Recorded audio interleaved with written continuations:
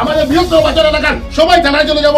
আমাদের কতজনকে অ্যারেস্ট করতে পারে আমি প্রশাসনকে চ্যালেঞ্জ করছি। আপনি উঠিয়ে নেন, আপনি কতজনকে উঠিয়ে নিতে পারবেন আমরা দেখবো। হাজার হাজার মানুষ আমরা জেলে যাবো। শ্রীভূমি শহরের চরবাজার ডাকঘরের সামনে গ্রাহকদের প্রতিবাদ কার্যক্রম। প্রায় 100 মতো গ্রাহকরা প্রতিবাদ কার্যক্রমে সামিল হন। প্রতিবাদ কার্যক্রমে গ্রাহকরা ক্ষোভ প্রকাশ করে বলেন, শনিবার পর্যন্ত ডাকঘরের কাজকর্ম স্বাভাবিক চলছিল। সোমবার ডাকঘরের সামনে এসে তারা দেখেন ডাকঘরের প্রবেশ পথের গেটে নোটিশ লাগানো রয়েছে। চরবাজার এলাকা থেকে স্থানান্তর করে সরিষা এলাকায় অন্তর্ভুক্ত করা হয়েছে। তারা বলেন, প্রায় 1,10,000 গ্রাহকদের অন্ধকারে রেখে চরবাজার থেকে সরিষা এলাকায় স্থানান্তর এই অব্যবস্থা মানতে পারছেন না তারা।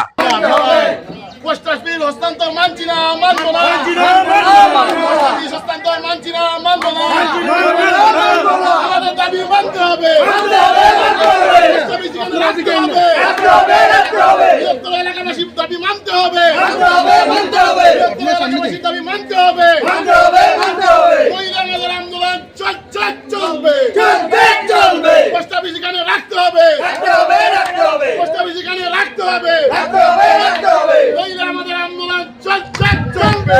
চরবাজার ডাকঘর স্থানান্তর নিয়ে সংবাদ মাধ্যমে কে কি বললেন চলুন শুনে নেওয়া যাক।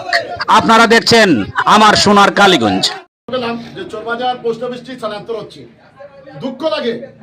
আমার পূর্বে আমার ছোট ভাই বললো, এটা শুধু চরবাজারের নয়, বৃহত্তর বাজার এলাকার এটা মান স্বাভিমান এবং আমাদের অভিমানের প্রশ্ন। দীর্ঘ 25 বছর থেকে এখানে পোস্ট অফিস ছিল। এলাকাবাসীকে না জানিয়ে কিভাবে পোস্ট অফিসটা হস্তান্তর হচ্ছে, এটার পিছনে নিশ্চয়ই কোনো কুচক্র আছে। আজকে এখানে আমরা বৃহত্তর অঞ্চলবাসী আমরা গণতান্ত্রিকভাবে আমরা এটা প্রতিরোধ করেছি। কারণ আমরা চাই কর্তৃপক্ষ আসুক। কেন এখান থেকে হস্তান্তর করা হলো? আজকে বৃহত্তর এই অঞ্চলের যারা খেটে খাওয়া মানুষ আছে, তারা প্রায় দিনের একটা পুঁজি সামান্য যা খরচ করে যা বেঁচে যায়, তা এসে একটা বইয়ের মাধ্যমে জমা দিয়ে যায়। আজকে এখানে 1,10,000 যদি খাতা গ্রাহক থাকে, তাহলে এই যে এই মানুষগুলার কি কোনো ধরনের দাম নেই নাকি? আজকে এই যে কোনো মানুষকে না জানিয়ে এখান থেকে হস্তান্তর করা হলো। এখন আমরা আন্দোলন করতে বসেছি। এখানে প্রশাসনের মানুষরা বলছে আমাদেরকে উঠিয়ে নিয়ে যাবে, আমরা আন্দোলন করব না। আমরাও জেলে যেতে প্রস্তুত আছি। আমাদের দাবি মানতে হবে। বৃহত্তর এলাকাবাসীর জন্য যদি 1 বার নয় 10 বার জেলে যেতে হয়, আমরা যেতে প্রস্তুত। আমার নামে কেস করা হবে বলছে, ফোন করে ভয় দেখানো হচ্ছে। আমরা ভয় পাই না। আমরা যত সময় না সদুত্তর পাবো, আমরা এখানে আন্দোলন করব। যদি আমাদের পুলিশে নিয়ে যেতে চায়, তাহলে আমাদের মা বাবা, আমাদের এলাকাবাসী আছে, আমাদের থানায় কতজন টাকা দিতে হবে, কতজন নিতে পারবে আমরা দেখবো। আমাদের বৃহত্তর বাজার এলাকার সবাই থানায় চলে যাব। আমাদের কতজনকে অ্যারেস্ট করতে পারে আমি প্রশাসনকে চ্যালেঞ্জ করছি। আপনি উঠিয়ে নেন, আপনি কতজনকে উঠিয়ে নিতে পারবেন আমরা দেখবো। হাজার হাজার মানুষ আমরা জেলে যাবো। কারণ আমাদের সঙ্গে কথা বলে যদি আমাদেরকে একটা আশ্বাস দিয়ে যদি আজকে এখানে থেকে সরানো হতো, তাহলে একটা কথা না জানিয়ে এইভাবে হঠাৎ করে হঠকারী সিদ্ধান্ত আমরা কখনোই মেনে নেব। আমরা আন্দোলন করবো, আমরা বৃহত্তর আন্দোলন করব। যদি প্রশাসনের মানুষ আসে আমাদের সঠিক উত্তর দেয়, তাহলে আমরা বিবেচনা করব।